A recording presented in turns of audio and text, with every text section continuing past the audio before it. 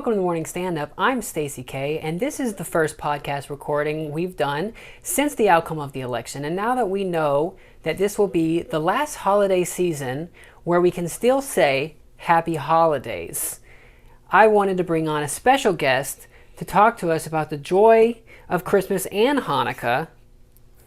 I'm sorry. She is... Oh my God. She is the best drag queen in Kansas City.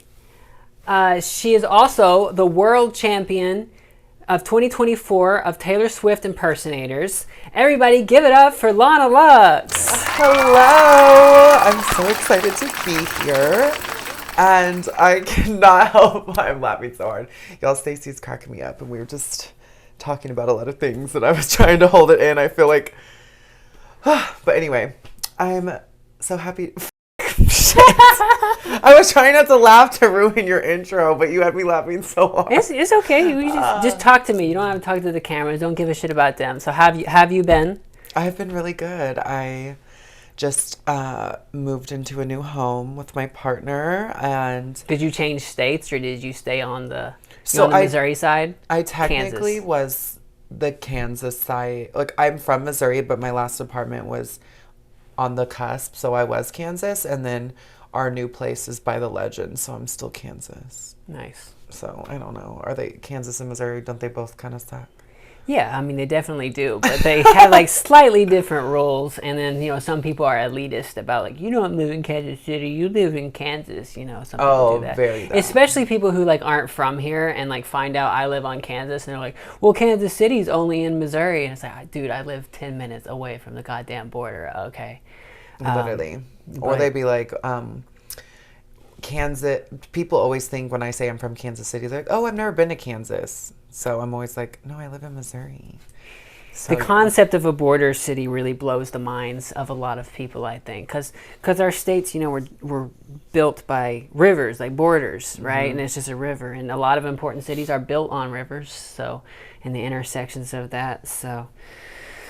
I don't know why people can't figure it out so much, but that's how it is. So how have you been, let's see, since the election? Has it affected you much? I would say yes. It's been kind of like this dark cloud. Uh-huh. The night of was really hard to watch. I was with a couple of my... You weren't at a watch party, were you? No. Yeah, I didn't want to do a watch party. I didn't want to be seen if I was like going to be in a... Because I went to a watch party the year Trump won. And that was very heavy. That was very heavy. So this year, with the watch parties going on, I just went and watched it with my drag family. And as the night went on, it just kept getting more depressing. So then we ended up after, it was like late. It was like 1 a.m. We all just went home and went to bed. And I was like, I'm going to wake up in the morning and Kamala's going to be president. And... That was not what happened. I knew around 10:30 that Trump had won because I knew that it was different than 2020 because 2020 had so many mail-in ballots and the way it was counted and all this nerd stuff of counting the votes that he had a chance to come back. Early on in 2020, it was really scary. You thought that, but this time. Trump got some big margins in places where he shouldn't have gotten margins. I was like, oh, we're screwed. So I just kind of went to bed around 11 o'clock and had nightmares and then woke up and was like, all right, I got to get out of here. So I'm not going to be in Kansas City. I have no intent. I don't want to be in Kansas or Missouri during the next Trump administration. Like, he's going to be so much worse in 2016, I feel like. I don't think... Yeah, I don't see it going in I mean, a lot of people right now, they're like, you survived the first 4 years, and... It was terrible. And I'm like, I hated girl, it sucked. That was a bad time. And it's exhausting, like, every day opening your phone or turning on the TV, and every other commercial, every news station is just talking about how awful trans people are, and... Dude, those ads these years are crazy. That's nuts. The Kamala's for they them stuff was crazy. Because I would go to bars and I would be watching games, and then it would come on, and everybody in the whole bar is seeing this ad that's like transgender. Kamala wants to give transgender prisoners surgery and all that kind of stuff, and I'm just kind of like, no, I'm not. No, it was so bad. Like this year, like my boyfriend, he's a big football fan, and I'm a big Taylor fan, so of course I'm watching Sunday football. But we've been going over to my family's house and watching with them. Well, my niece and nephew, they don't know they don't know I'm trans. I haven't like talked to them about being trans yet. We just haven't really done that. Okay, Miss Unclockable. I'm sure they know. You know, kids, honey, they're like drunk people. They be clocking you before anybody else. They're like, "Why is your voice so deep?" And you're like, "Fuck you."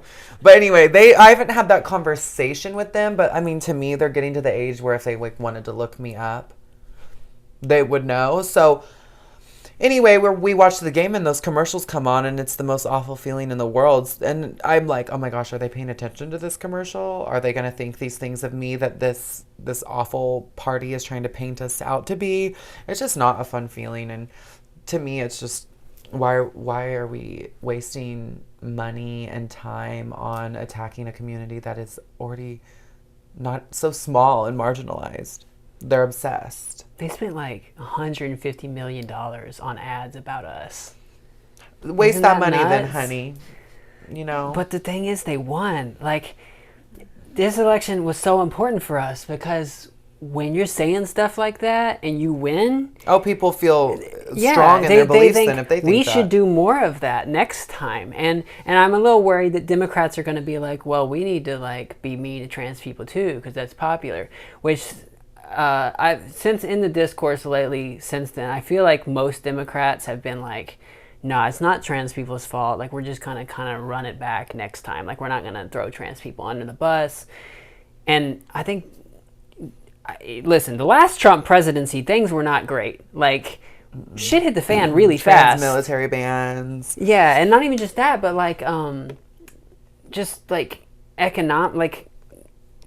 things kind of fell apart, and he tried to defund the post office. Do you remember that? He just constantly, it was like a new stupid story that he was trying to do, and the stuff, the deportations that he wants to do. He wants to deport millions of people. He's like, they're showing up to your house and taking you right away, and it's just insane, and it's sad just because I have so many.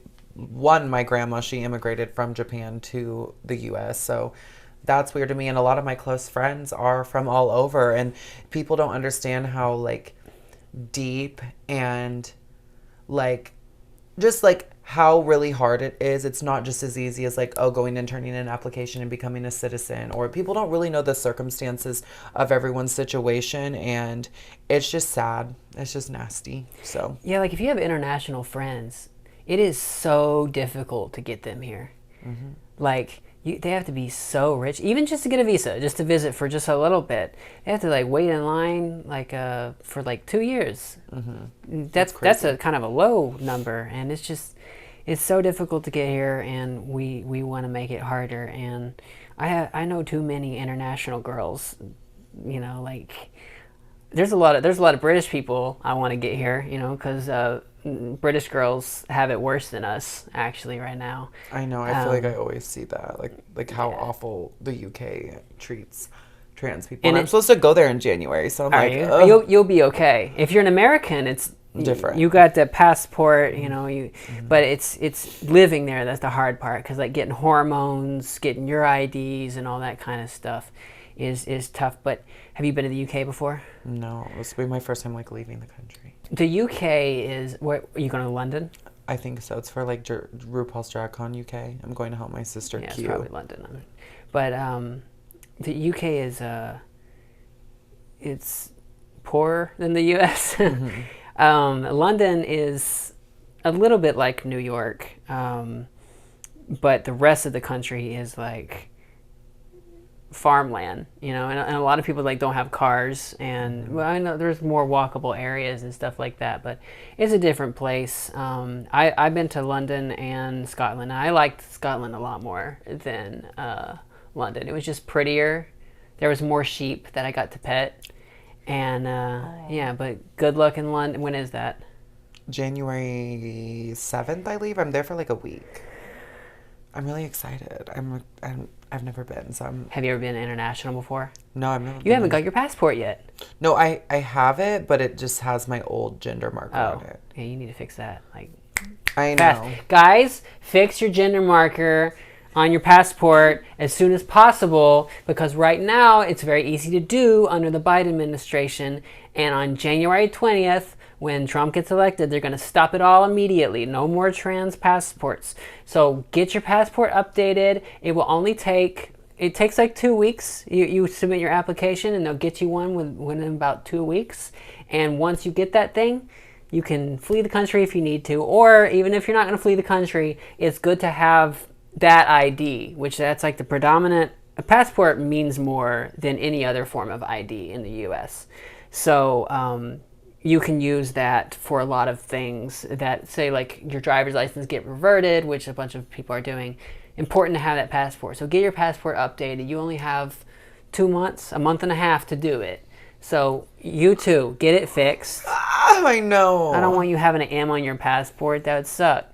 I know I have it on there now, and I got my judge letter and I got my ID changed, but they didn't give me the star on my ID. So when I go to clubs and bars, it says F and it says my name, but because it doesn't have the star, when I fly, I have to use a passport. I can't use my ID. So I'm still like flying with this fucking male ID. And so when I'm like going, how's the picture? Is the picture good, or is it? I mean, the picture, I look like this, but Okay, it just says M. But I mean, people don't really say anything. I did have an issue where I did try to use my ID, and because the middle names are different, because that's what I changed, and the gender marker, they like almost didn't let me fly. So I have luckily found my passport with me, and I was like, here. But I had my passport, was very early transition. I looked bad. And it was a really bad picture too. Like the person who took the picture was like this close to my face, and it like distorted my features, and, you know, gave me like a crimson chin, right? And you know, from like Fairly Odd Parents, the superhero with the giant chin. Natalie Nunn vibes. But whenever I got, that was before surgery, and then when I got surgery, sometimes they had the automatic scanners, you know, and the scanner didn't work on my face anymore. So like they would just have to like overwrite it and send me through. But I got my passport updated a few months ago because I'm a genius, and I knew that Trump had a really good chance of winning, so I wanted to go ahead and do that. But oh boy, I'm not looking forward to all of this. And you're planning to stick it out at least for like another few years. Yeah, so me and my boyfriend, like he works here, and we're in like a lease together for 2 years. So right. And I don't know. They're gonna need you. They're gonna need you in the Missouri State House when they're passing the. Do you know how to testify for bills? Yeah. So have you done it before? Yeah, I went in recently and spoke against HB 1650, which was a drag ban bill. Was that the snowy day? Were you there? No, that was a different one. It was like pretty. It was like in the spring. Was it 23? Or early this year? It was like April, May. But they were trying to do like a drag ban bill, but the way the like bill was worded, it was basically all trans people. It was including trans people in there. So I showed up, and I dressed like basic, kind of like Taylor Swift in a way, and I was like, I don't see. Anyway, I was letting the Republicans have it, and I mean, my thing is, I'm gonna stay here. I'm gonna stick it out. If I had to leave, I definitely would. But like, I love my community so much when it comes to like drag shows and all that stuff, and I know a lot of people come to my shows to like escape and to just find hope or forget about the outside world outside those doors. So I just feel like I am really sad and I am really scared, but I want to, I don't know, I want to give people hope and like give them something to look forward to when the world is nasty. The legislation is about to get they just started.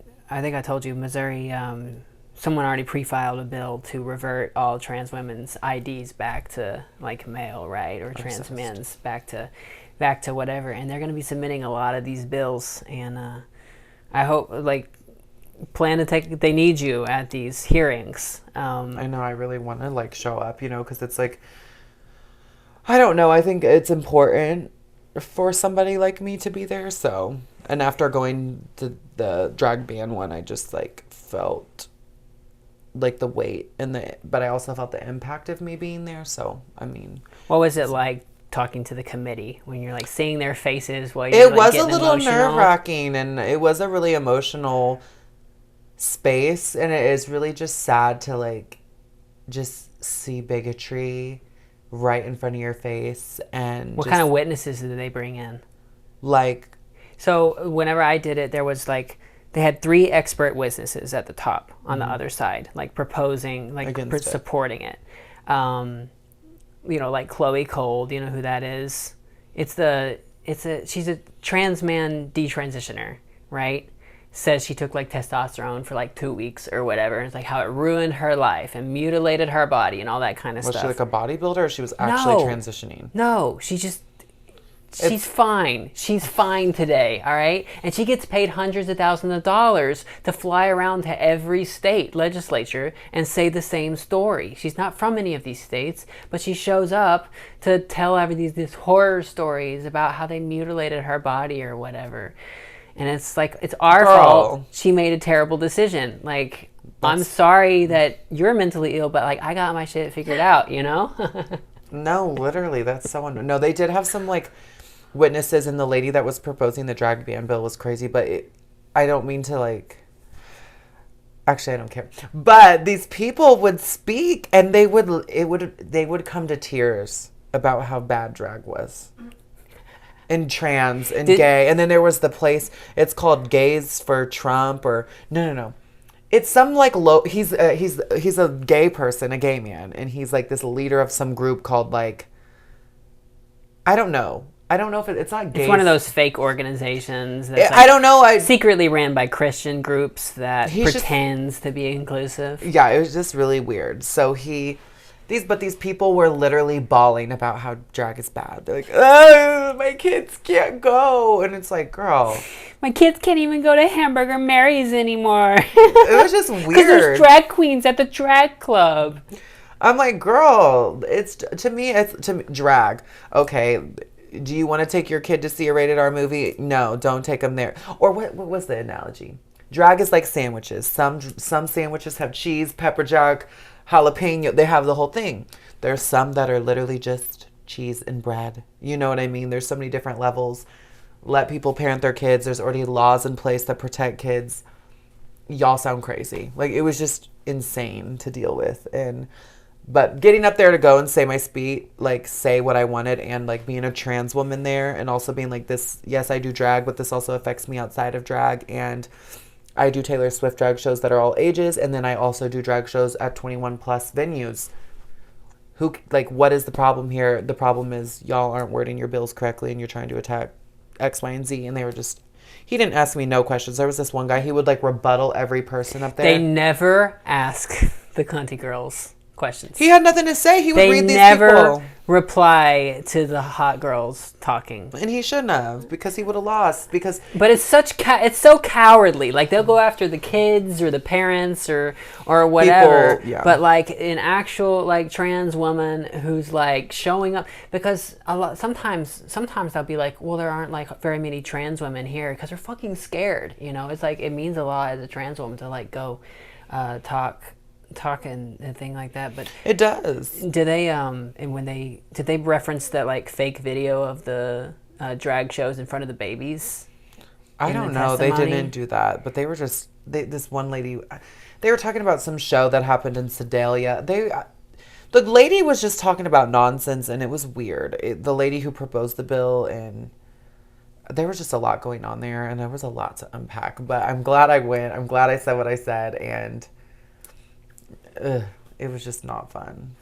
I can't wait for the next one. I'm gonna try to go too, even if I've already moved, because I think it's important to go. And I tried to get. I hope Chaperone shows up, because that bitch was talking about how you need to not worry too much about, national politics. Do you remember her video? Yeah, just like it needs to be state level and yeah, you need to focus on your state level. And it's like, that's fine, but I better see you at the next Missouri thing about LGBT people, because she didn't come to the other ones. Ooh, if she showed up, that would be crazy. I know, it would really help. And I really hope that the next time these drag bills, I mean, she's a drag queen, right? I mean, she's cis, but she's a drag queen, and that's her whole thing, being from Missouri and all that. And like, I really, really hope she shows up to they're coming, that it's going to come probably in February or January, because we're a top priority. They need to make sure to get on the trans stuff. And if she showed up, it would make really big headlines that like we're not capable of making. And I think that they'll pass the bill anyway, but it would help nationally at least, or at least just put a spotlight on exactly what's happening. So, whew, do we have any subjects that aren't quite as depressing as that? Right? No. I mean, that's all very real. I mean, I would hope Chapel would do something like that. That would be sickening for her. So very redeeming. You've been doing drag since, have you been doing drag since high school?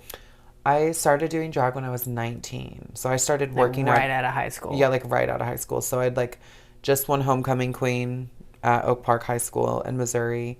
So I got a waitressing job. And you were the first trans woman to win in Missouri, yeah. In Missouri, the homecoming queen. So yes, and I think maybe second in the U.S. Maybe nice. I don't know. I think the first one was probably in California, but yeah, I went to Mary's with a friend when I was 17 for their birthday, and those servers noticed me. They're like, "Oh my God, you won homecoming queen. You should apply to work here." So once I turned 18 in February of my senior year, I started hosting and like serving tables there. I didn't think I was gonna do drag. Well, then, you know, working there so long and just seeing it, I was kind of like, I could do this. Then I learned that there are trans women that do shows and do drag and perform. Were there as many trans women back then doing drag? In KC, there were some. Like, there were maybe a couple I was watching. There's more now, right? There's so many more now. More. And there wasn't any trans women, like, hosting when I was, like, around. And so now I host a lot of shows. I have a lot of like trans specific nights and like parties and stuff. So it's been really cool, really fun. And it's kind of like, I never saw like girls like me in the mainstream of like pop and all of those things. So I feel like, and I always wanted to be one of those girls. I wanted to be a pop star, or do I want to be an actress? Do I want to do reality TV? All these different things, but I just didn't think the world was ready for something like that. And sometimes I still don't think they are. Like, you see more and more of it today, but drag kind of like allows me to do everything I've ever wanted to do, everything I'm good at, and like puts me in a place where I'm like celebrated and respected. And I quit my day job. I'm an esthetician, so I stopped doing that to do. So now you're full-time drag now. Yeah, so I like perform full-time and that's the dream. Do like my Taylor Swift events and perform, and I just, wherever the check is, I go. And now I book shows and host shows and travel, and I love it. It's so much better than matching people's foundation and getting called sir. So I love that. Having a lot, girl. Yeah, even after the facial femme and the titties, because also too being locally known, people will know you. Yeah, so it's not even, they're cheating. They're like cheating. They know you from online. Yeah, so then they'll still fuck up your pronouns. But I'm like, if you know me online and you stalk my life, you know that I'm a trans woman and you know my preferred pronouns. You're just being malicious. Or there's people that maybe they don't know you, but people know what trans people look like. You can be. They watch a lot of porn. True, yes, but you can be as gorgeous. There's whatever, but people will still just try to be nasty and misgender you. So I was like, fuck this. It's weird stuff happens when I do drag sometimes, and sometimes people are nasty, but it beats getting he/himmed by Glinda and Gladys at fucking Sephora. I sometimes I get clocked, and it's usually like by guys asking me out. Oh yeah, they come up and they're like, hey, what like I had this guy he passed me on the street in a car. He was driving, I was walking, and he turned his car around and got in the street up next to me. Men are so nasty. And was asking, he was like hollering at me, and he was like, hey, like, what's your number? Like, you know, you're sexy, all that kind of stuff. And I was like, no, I have a boyfriend. I don't have a boyfriend, but you know, you don't want to. You go away. Yeah, like, who taught y'all to do this? And and then when I made it clear I was not going to give him my number, he was like, "Are you a man?"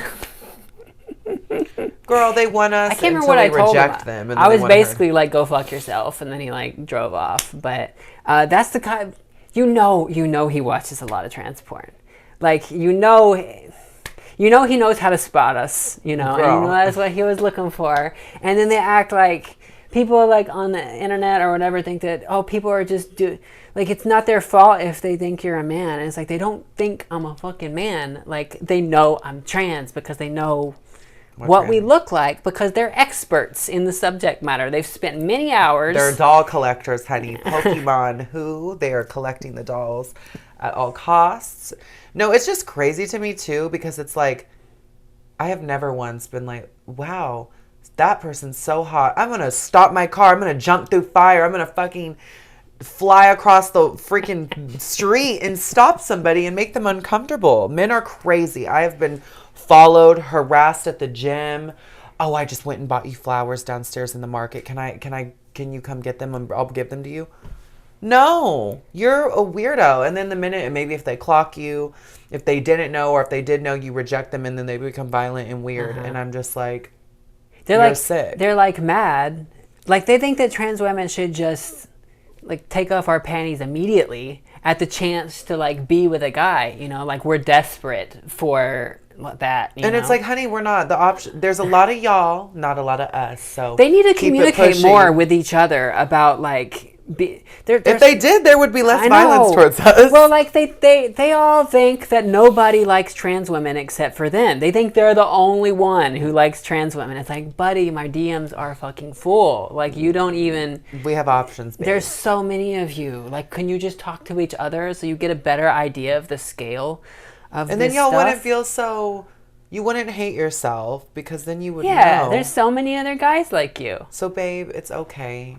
Just talk to your best friend, your brother, and probably your dad. They're probably all interested as well. One of my favorite things to do when I'm dealing with like a heckler online or something like that is say I fucked their dad, you know? Like that's a fun thing to do because I don't know. But one time they get pissed. Outside it is outside of Woody's. And this is actually like kind of when I stopped doing my open mic outside of Woody's. I was outside getting ready and then a guy crossed the street and asked me if I had a clit or a clit dick. That's what he asked me. They come up with very unique names. I know, right? Clit dick. And then I just like I was like, what? And I went inside and then he like came into my open mic, which is not Did he watch that the whole full. thing? It's not like a full drag show. It's a Tuesday open mic, so there's not that many people in there. And I just quit hosting. Like I got one of my cis male friends who was there, and I was like, hey, can you take over? There's this guy who harassed me in the bar, and I don't want to see him. So I just like hid in the bathroom the rest of the. And they made him leave. Thank God! I was like, girl. It's hard. Weird. It's hard to run events as a trans woman in a place that's not like if it's like a full crowd, there's a lot of people there to support you and there's like security at the venue and all that kind of stuff. You can do it. But like and I used to do this back before like I got kind of famous and stuff, going to like rural places to do shows in small venues and all that kind of stuff. But now like I don't want to do it unless like I have like a bunch of people there to make sure that weirdos like that aren't having to interact. I'm sure you deal with like a lot of stuff like that, like oh my God, getting followed to the car, weird people during the show. Yeah, it's a lot. So and especially like if I go somewhere that isn't a queer space, like to do an event, I'm always like, okay, do you have people that are going to protect me if something bad happens? Or constantly posting, hey, I'm doing a show here. Like we're always posting our locations and what we're doing. And there's weird people in the world. So I straight up will not promote an event unless I know that the venue is has people there to protect me. So like there's a lot of shows that I'll do that I'll do them, but I'm not going to post on my story or anything. I'm not going to tell any of my audience that that's where I'm going to be because I don't know who's watching, and I've had a lot of people weird coming up. So sometimes people who do shows like get annoyed at me for not promoting where I am, but it's like, I know you're not going to fight these people if they come, so I can't do that. That's why I like to do shows in New York that have much more famous comedians than me, you know, like on a regular basis, because they will fight. They're ready to fight people because they deal with a lot of creepy people, and they stand up for us and stuff. Versus so it's very important to do venues like that. Mm-hmm. Yep. Yeah, no, I feel like a lot of places, they want the queer dollars and they want your fan base to show up or something, but it's like, I am doing my shows and those people come and see me here. If you're asking me to go out of my way to go to your space, that tells me you have an audience that wants that and they're going to show up. Not, oh, you need me to fill up your bar, because it never gets filled up. And you also have Pete and Sam in the back who are going to call me a tranny. Like, bitch, I'm not showing up. You're crazy. And if I'm going to show up, me being there is enough. Who's Pete and Sam? Are they sound guys? Sound guys, bartenders, the door person, like whoever. But you show up and you're like, you look around and you're like, I know y'all will call me a slur. I need to get the hell out of here. Producing a bunch of shows in the country, the biggest problems I've had has been with sound guys. Like, I've had a few of those for sure. And not necessarily about me, but like I'll usually have several trans people on the show and they'll be transphobic to someone else that's like not as pretty as me and think that I'll be fine with it because it's not me. Earlier in their transition, and I'm like more gender fluid. I will kill you. Like, do not say that to me about someone that I've booked on my show, you know. So yeah, where I perform like matters so much, and I've tried a bunch of different places in Kansas City. It has to be all the right combinations of like dudes that know how to deal with a trans woman who's kind of famous online, you know. Like we're not just regular performers. Like we have some weird stalkers, you know. Hello, it's crazy. And that's why it's also like I just don't understand like this whole thing going on right now, like even back to like politics with everyone being so mad that Sarah is there and those two bully ass bitches being like, this bathroom is for biological women, not men, and they're gonna rape us and da-da-da-da-da. And I'm like, you guys are so concerned with trans women being harmed to you, but you guys elect cis men into these positions of power that are rapists and that are harmful. What? Like, yeah, I just can't. Man, Nancy Mace 2 years ago, she put out like a statement on how like all LGBT people deserve like civil rights and representation, and like trans people too. Like that's what she was doing 2 years ago, and now she's all on that. This is a biological male coming in to try to be a predator in the bathrooms or whatever. She posted about Sarah Y'all McBride. mad because she's about to show y'all up and do your job better than you. Just say that. She posted about Sarah McBride like 200 times in the span of 2 days. Obsessed. It's like 200 That's mental times. illness, love, but we're sick. Girl, crazy. And man, have you seen a lot of trans people mad at Sarah McBride? They're mad at her too. Yes. Why? Well, it's like it's more Twitter girls, so you're not really on the Instagram girls. I think are fine. I suck at Twitter. The kind of Twitter girls, they're so upset. One, because she has voiced tenuous support for Israel. She's not like a huge fan of Israel. Like she just said some supportive stuff about like we need to protect our ally in the Middle East, blah blah blah. That every politician says. And then some girl in a trans girl in like Brooklyn wrote this article about how she's a Zionist, right? And she like took all these quotes out of like most of it isn't a full quote by Sarah McBride. Most of it is like half of a sentence and like pieced together to make it sound like she's out here like trying to exterminate Palestine or something like that. So and that article got shared around, and most people didn't even read the whole article. Most people just read the headline, Sarah McBride's a Zionist. So a bunch of trans women online have been like mad at her for being a Zionist. And then whenever the thing happened with Nancy Mace, like with the bathroom stuff, they got really mad at her for not defying the rule, which it's not a like law. Walking in the bathroom or something. Yeah, like they want her to do like civil disobedience, and this is not a law, by the way, that they pass. This is the Speaker of the House determines like those kind of rules. So the Speaker of the House can just do that because the Speaker of the House is the Republican. He gets to decide like that kind of stuff. So they didn't pass any laws for it. And they want her to defy that rule, which there's nothing you can do. Like people don't understand that. Like that's like even when I was in high school, I was trying to use the girls' bathroom, and I was waiting for them to tell me I could. But in the meantime, I still used the nurse booth bathroom. Mm-hmm. Yeah, I wanted to walk in the girls' fucking bathroom and use the bathroom I should, but also I'm like, I want to be protected. You're trying to go to school, and you're trying to, I'm trying to go to school. I'm trying to do my job. I'm also trying to, like, show people I'm a normal person, and like I don't want to make other people uncomfortable, and I don't know, it was just a very interesting situation to where like I waited until the school was like, you can go in there and we have your back if some girl told their parent, or a girl freaked out if you were in there, or tried to assault you, or be pissed that you're in there. We have your back. So I don't blame Sarah for waiting or not going right in just because they're, she deserves to be in there, but also in a building that's already clearly so filled with prejudice. Why would she risk that? Right.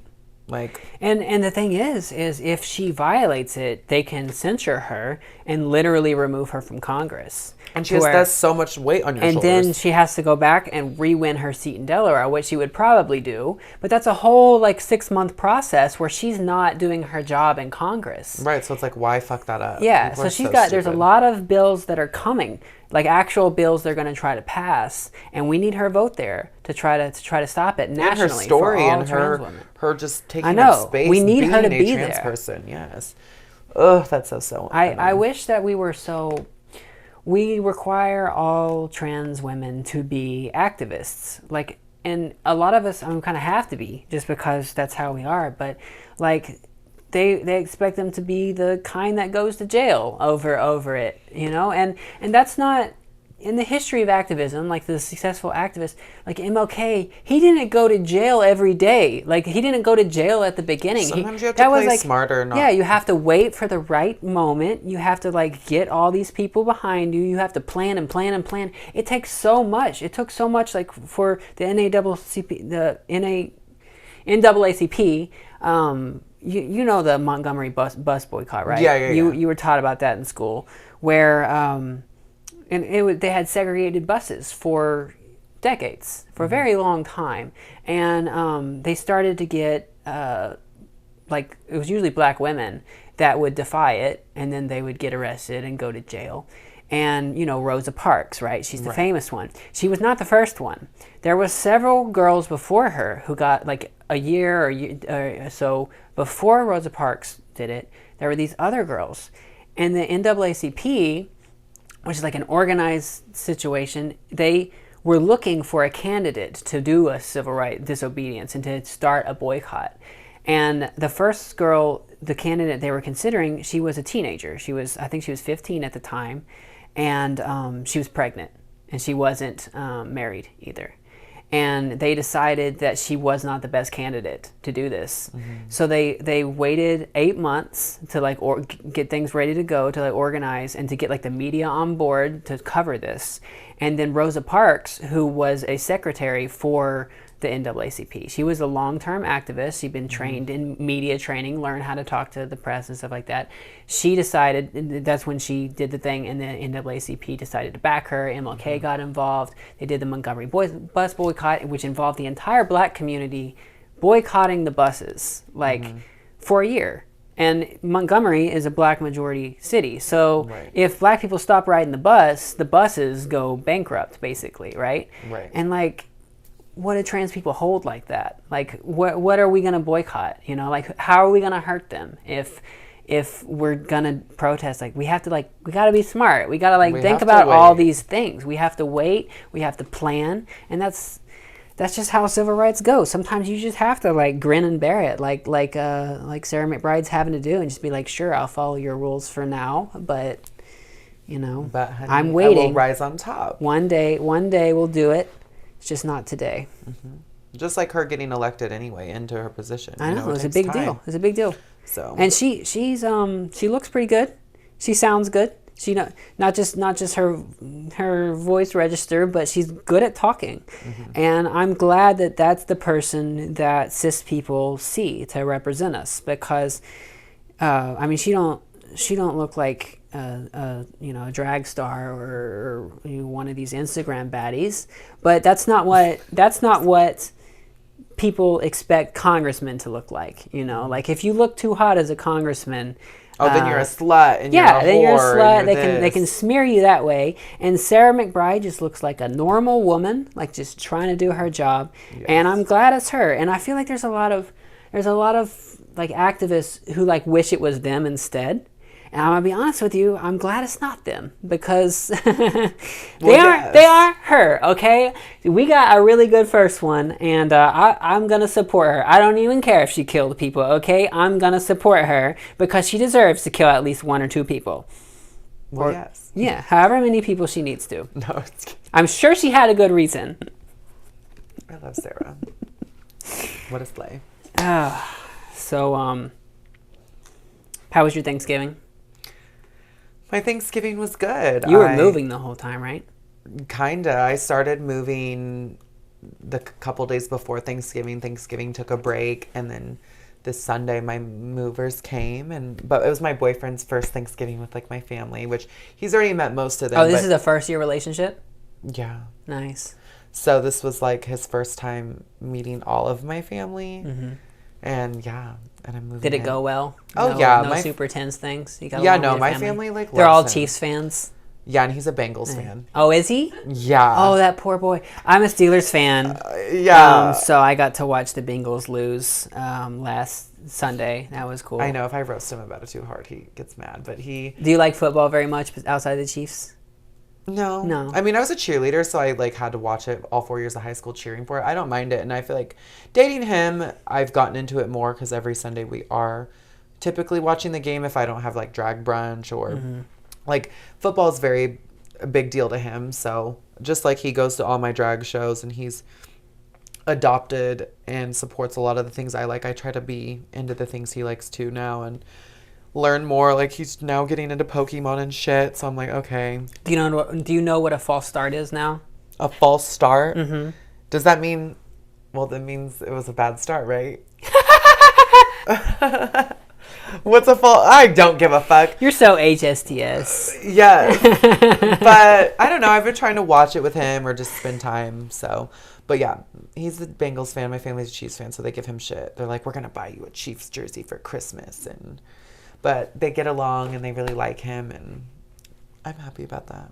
Because they didn't like my last boyfriend, so. So when's the wedding? I don't know. I have this gorgeous little stunning promise. Oh, he asked? No, it's a promise ring. Oh, okay. Everyone thinks I'm engaged, but. Let me see it.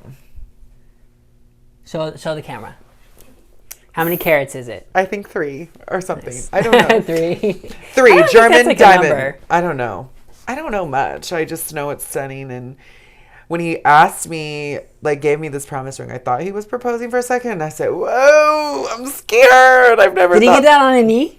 No, he was sitting next to me. Okay. But still, the box was fancy. It had, like, a light in it Also, if a guy was asking me to marry him and he didn't get down on one knee, I'd be so pissed. I'd be like, get on the ground. No, if I have to tell him to get on the ground, yeah, no. The answer is no. No, he would get on a knee. That'd be scary. But I don't know. And it's just been very new navigating because I'm a very, what is it? I suffer from transgender delusions where I'm like, I'm going to die alone. I don't need a man. I've never really been the type to like picture my wedding or getting married. I've been kind of like, I have my friends and my career. That's all I need. And you know what I mean? So the fact that I'm in this position where I'm moving in with someone for the first time and. Oh, y'all are just moving in together. Yeah. And just all these things. It's like, wow, it's crazy. Because I constantly feel like, ugh, when are you going to realize you don't like me? When are you going to realize this is too much? When are you, we're our own worst enemies. You think he's going to realize he doesn't like you? Well, no. That's what, But, like, sometimes you tell yourself that, you're, like, in your head. And I'm like, it's a lot to date a trans woman. Some of us, I guess. But I'm like, no, all of us, I think. I think you have to know, there's a lot of things you have to know about dating a trans woman. The stuff that we say is stuff we can't, like, you don't say it publicly. But like the shit you tell a partner, like, can take them off guard. And I don't know how self-hating you are in private. I do it as kind of a bit, and it kind of makes people close to me uncomfortable sometimes. No, I've said things to him, not even in a joking way. I've opened up and been like, ugh, I don't like this, or I've said stuff and he's like, don't say that. Do you really think that And about yourself? it hurts their ears, and it's like, to us it's just like normal like tranny talk, you know? Yeah, I'm like, girl, yes, I hate myself. Yes, I want to cut this part of me off and add this and do this. Like, he's just very much like, you're perfect the way you are. Oh my gosh. I'm like, shut up. No, I'm not. No, don't get your ribs removed. You're so, I like I it don't that know, way. but I don't know. I just get very much like, when you're with someone, I just think like this person's gonna know you to your core and all of everything you are. So it's just been a lot of pressure of like, ugh, I hope you really like that. I hope you like me. I don't know, crazy. But yeah, I don't know. It's been nice, and it's been nice to date someone where I can like relax into my like femininity and like not be like, as a trans woman, and not all trans women are the same, but I feel like oftentimes it's like my way or the highway. I call all the shots. I've dated a lot of people that just kind of go with the flow of what I say and do and want, in a way. Like, we're going to do this on this Saturday. I have this, especially because my schedule is so demanding, and I just feel like I'm always having to like do everything. So it's really nice to like be with someone who like wants to take care of you and like help you and be a partner and be a team and Does he cook be a man. He does cook often? He's like a huge gym guy, so he's like a meal prep person. So okay, so we're eating he beef cooks and like, rice, yeah, and grilling steaks. Like, he makes you eat it too, or I guess I'll eat it. He's good at it, and I'll make it too. I learned how to make it because that's what he eats, or I like, yeah. So we're very just basic when it comes to food, and I'm also. That's another thing. I'm learning how to be a housewife. I'm like, okay, I got to cook. I got to do this. I got to do all these things because I'm used to just doing what I want, eating what I want. Girl, I will fast until 3:00 and then eat once a day. he's a like, gym guy. He's got to have. He's his eating all the schedules. fucking time, and he's very picky about what he eats. And also, since I'm Asian, I'm like, oh, I want Asian food. Is he all always the time. like, it's got to be really good macros? It's gotta be high in protein. He's very much like, it has to be no bland. seed oils. Yes, no, not too spicy. Like if there's pepper on it, it's too spicy for him. Versus me, I'm like, where's the chili oil, sriracha? Let's go. He's very like bland. So you're half Japanese, right? So yeah, my mom's Japanese, my grandma's Japanese, my dad's and your side, mom was born here, right? My mom was born here. So you're the third generation. Yes. So what's it like being half Japanese in Missouri?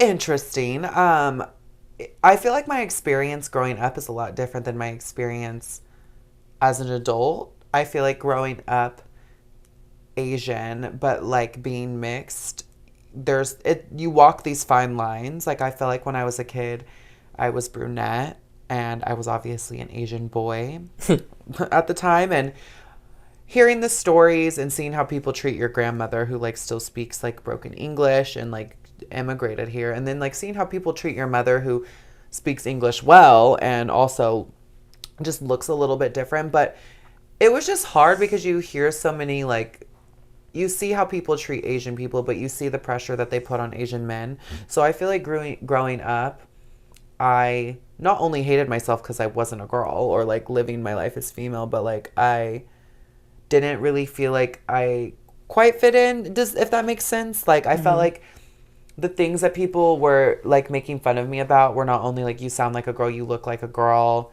you're gay, and like calling me fucking mean names. Then it's also like being like low-key racist and saying stuff like Asian slurs, telling me my eyes are squinty and slanty and just crazy stuff. So you're just young and you're internalizing that. So I feel like growing up, I almost didn't want people to know I was Asian, or I didn't like, I like hated that side of me. And then when I started transitioning, and all that stuff, I dyed my hair blonde because I almost wanted to become Taylor Swift. Not Taylor Swift, but like, you see how everyone treats like the blonde girl, like a blonde white girl. And also I was growing up on this YouTube era of trans women that were all fucking blonde and trying to be this like Barbie doll, and you see how people treat you when you're that way. So it was, I don't know, it's just a lot. And I feel like now as I've grown into my like adulthood, and like I lost my grandma my senior year, so she didn't get to see me win homecoming queen, and she hasn't like gotten to go to my drag shows, but she was always so supportive, and I feel like she always knew and never like questioned it. Like she would even like fuck up my pronouns sometimes and just call me she, her, just because before you came out. Yeah, because I was a very non-binary, androgynous, gender fluid person. Do you have long hair? Oh, I had long hair. Everyone thought I was like a little Asian girl. Like I could show you some pictures, but it was there was no term for non-binary when I was in middle school and high school. Yeah, we just had to go by cross-dresser. Like cross-dresser, he, she, tranny, lady like, boy, like weird things. So I was like, I didn't know what I was. I was like, I'm gay and I like makeup and that's it. But really it was like, I'm a girl and I want to become a woman. But so yeah, I don't know. I feel like now in my adulthood, like I take Japanese lessons every Thursday, and I've just like worked on really like becoming more like and more in person or Duolingo? in person. Nice. I go to Cafe. It's like a local Vietnamese coffee shop in the River Market. Mm-hmm. It's owned by Jackie Nguyen, and it's like such an amazing space for like Japanese. That you're learning Japanese in a Vietnamese store. Well, it's a store for like all Asian people, okay. but and like the bi POC community. So like there's so many people of color go there, queer people. It's like the most queer, inclusive, marginalized group of people place ever. So like a lot of the baristas are, if they're not Asian, they're like people of color. There's like other Japanese people that work there, Vietnamese, Laos, China. Like there's so many people. So I go in every Thursday, and I have worked really hard to like learn Japanese and like know more than what just my grandma would say and teach. And then just even in my drag and like doing looks and really just honoring that side of me, because I've had so many people tell me like, you're not Asian enough, or you're white, you're not even Asian. Just like try to tell me who I am just because of the way I look. And mm-hmm. I obviously know I have privilege in the way I look, but you can't take away the fact that like this is part of me, and this I also have experienced things for being Asian or being mixed, whatever. So I don't know, but yeah, I have. What you said that you could like wanted like hot not hot sauce, but I can't remember what you said in your food. Like I'm sure that your family cooks food different than the average white people, you know? What kind of good shit do y'all cook that more people should eat? Well, okay, if you're wanting like Japanese food, obviously ramen is super popular. Like I didn't want to be cliche, but yeah, like tonkatsu ramen, or there's sushi, all that stuff. I would say I eat the most. More than Japanese food is honestly, I eat Vietnamese food a lot. Yeah, you like pho? And it's like not even like my mom cooks it. Yeah, so I'll get the pho, the banh mi, yeah. all this stuff. But I go to a restaurant called Broken Rice. It's in the Northland, so I'll drive far for this. And the restaurant owner, her name's Emma. But every time I come in, they're like, same thing. Like I get the same order every like, oh, it's just so good. But do all banh mi's have cilantro on them? I think the one I do has it, but I take the cilantro off. It tastes like soap to me, so I can't. Yeah, I've tried banh mi's, and every time they have cilantro on it, and I'm not the kind of person who wants to be like no banh mi. Yeah, I don't. Well, I don't want to be the kind of person who customizes the order. I just order whatever it comes with, and then I eat it, and then I'm like, well, see, I picture cilantro. I thought was Mexican, so I didn't think that Asians would have with cilantro in it, and they fucking putting this soap tasting leaf in the food. I was like, ugh. Yeah, no, I'll eat it sometimes with the cilantro, or I take it off, but then I like add sriracha on it because I want it more spicy. But I feel like it's, yeah, I don't know. I just like things spicy, whether it's buffalo hot wings or if it's chilies or sriracha. I just like hot food. My partner, he's very like, he likes some spicy stuff, but he's not as crazy as me. And I like those unique tastes and seasonings, and he's very not like that. He's a white man. And my mom dates a white man, so we don't get to be super. And also, believe it or not, my grandma growing up, she didn't cook a lot of Asian dishes. Like, we ate rice with everything, but she would try and cook American food. And try to assimilate. And it was interesting. It was interesting, girl. So I just would eat it because I was a kid. So I'm like, it's great. But yeah, but I don't know. I feel better and I feel good, like this year I got to like host the AANHPI festival with Cafe, and nice. You just see so many different types of people that look like you, or it's just a good way to like be in touch with your culture. So, That's good. So I could be like, what should I say to them? Like, it's what time is it right now? Like the evening. So you'd be like, konbawa, watashi no namae wa Lana Luxx desu. And 26 歳です。パフォーモです。お元気ですか? Nice. Those language lessons are paying right? off. So it's just hard though. I didn't understand shit about that. Yeah, so I basically said like good way evening. Over my head. I only know how to count to 10. Okay, ichi ni san ji I actually forgot. roku. Yeah. There we go. Anyway, I took karate a long time ago. It's been so forever. did I, but I quit. Did you? I did. I like took a couple. I got all the way up to the belt that was right before black belt and then quit. I think I got to like the third belt, like green or yellow, and I was like, okay, I'm bored. And then I did gymnastics, and after I learned how to do a flip, I was like, okay, I'm bored. And I just kept quitting. You agree that like karate's the real martial art and taekwondo is like fake bullshit, right? I don't know shit about taekwondo.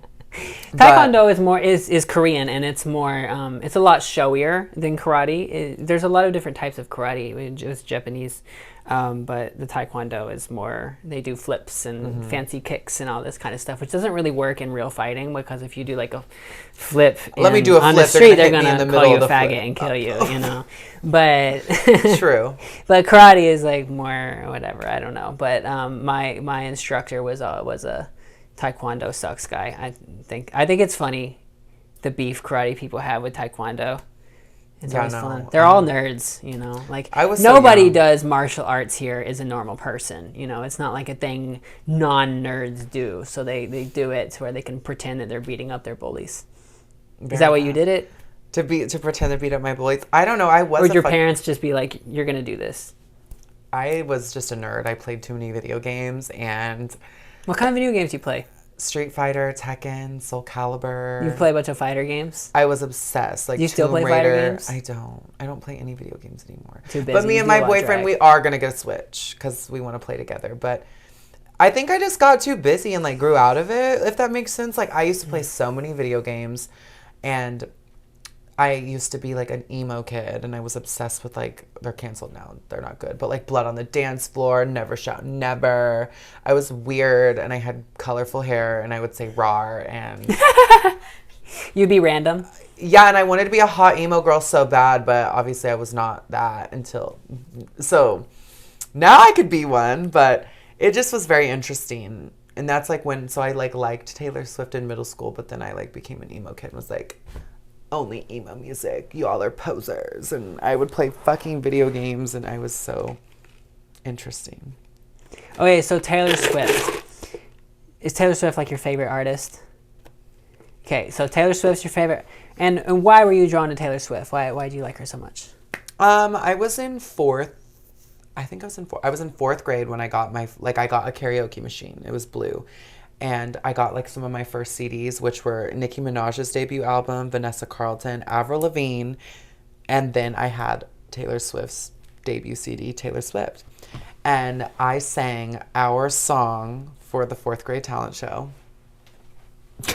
And I don't know, I think I liked her so much back then.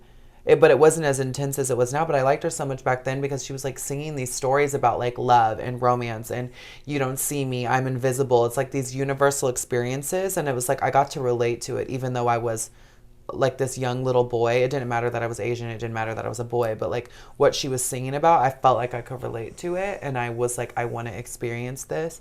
It was kind of sad sometimes because it was like, I'm not going to get to experience some of this because who's going to ever want me? And she was singing a lot about that stuff, so I felt like I was relating to it. But then as I got older and where I'm at now, I like her a lot because I feel like each album has kind of like gotten me through like a time period of my life, and I could relate it to certain situations and feelings I felt. But also I just kind of like look up to her in a sense of when you're really good, people will tear you down or they will find something to pick out about you.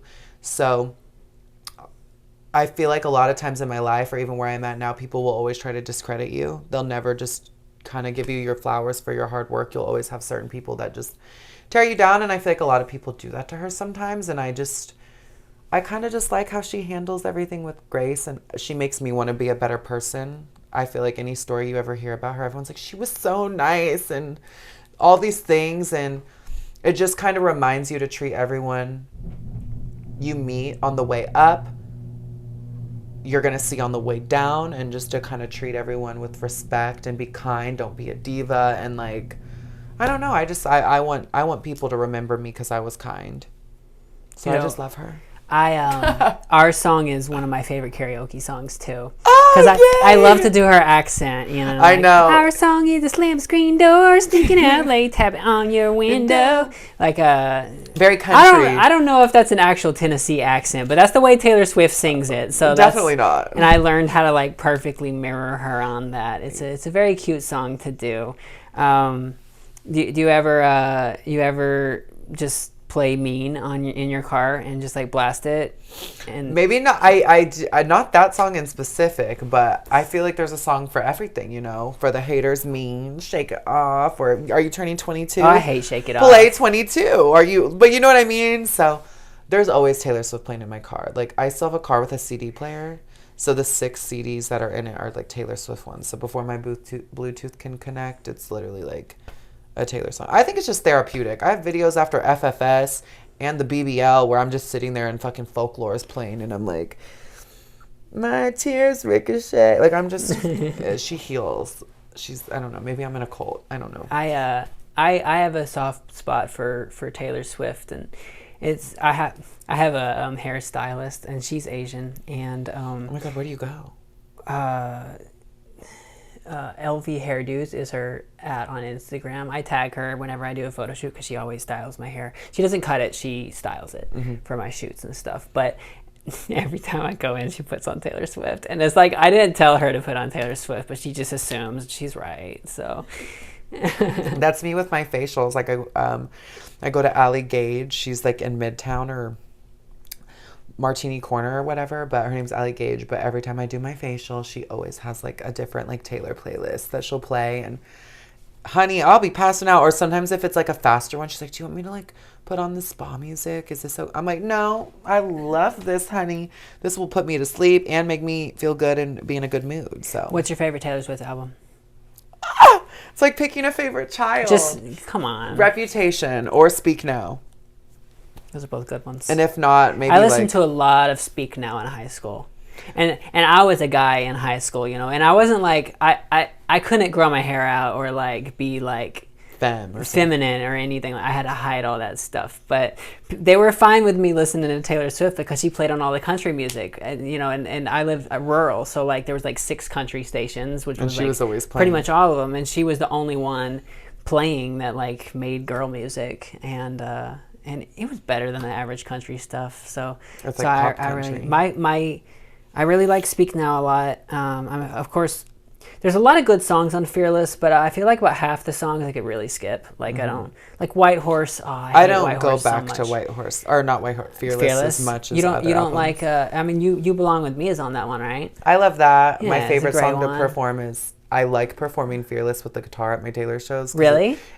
Something about like the lyrics where it's talking about the first date, and it's just so like, just cunty. I'm like, I love this. And I also really like the song The Best Day. It's like the one she wrote for her mom, and it was like, she hid that she was recording it, and it's very emotional for me. Like, I didn't have a perfect childhood growing up, but my mom is my best friend now, and like, she's been to all my surgeries, so that song just like does something to me. Oh, because I'm like,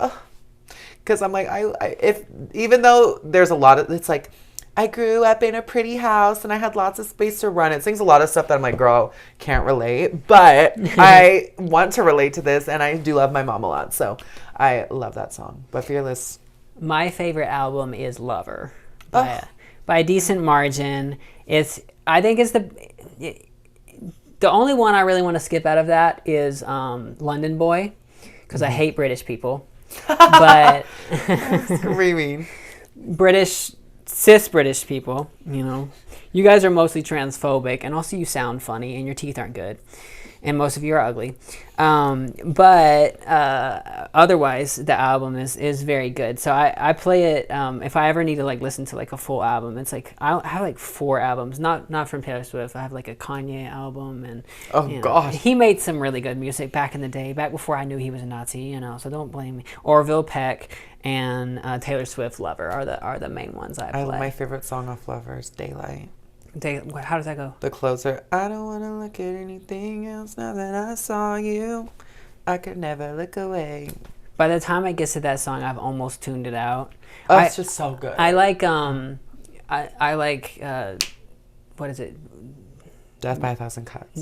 Cornelia Street. That one's all right, but the Archer. I Think He Knows. That's what it's called. I can't stand Paper Rings off that album. You don't like Paper Rings? Yeah, and I like the song that's I don't even, because I always play them in order. I don't even think about what the song title are, but the We Can Leave the Christmas Lights Up Till January. What's that one called? Lover, right? Yes. The title of the album. Title track. I really love that one because we're very lazy about taking our Christmas tree. January till January, really? Like March. Let's be realistic. We're leaving it up till March. Up till March? Well, what we do is it's a pink tree, and we use it for Valentine's Day. So we change the decorations on it and keep I would it up do there. that. Just add a bunch of heart ornaments instead. Cunt. Anyways, do you have anything in particular to plug to our audience? When will this be uploaded? Probably, hopefully, next Monday.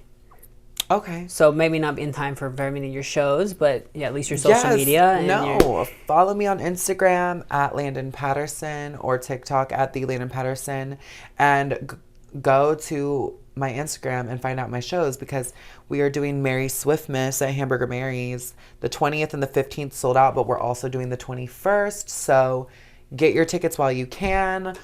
I'll be at Nighthawk December 13th for Taylor Swift's birthday. And wait, when's your birthday? December 13th. Oh. 1989. That's so close to mine. I did not know Sagittarius is. I'm an Aquarius. But come to any of my shows. I'm at Mary's first and third Fridays and Missy B's on Saturdays and every Sunday night for Lex Sunday. Oh my God. Thank you for having me. All right. Well, that's Lana Luxx. Thanks so much for doing the podcast. Yes. This was a great time. Doll time. And thank you guys for watching. And hopefully I'll have a new podcast up in the future too. And this won't be the last one. Bye, guys. Bye. Oh.